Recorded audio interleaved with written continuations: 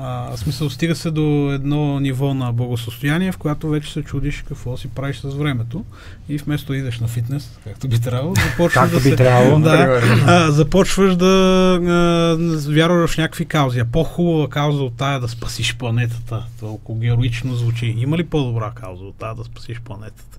Много хубаво звучи, разбира се, ти нищо съществено не правиш по тази тема. И втория признак, освен на тези хора, които са буквално облъчени на тази секта, са тези, които това им е много важно, защото реално им дава празен чек.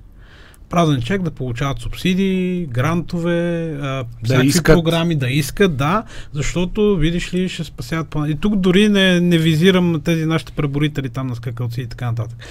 Глобално говорим.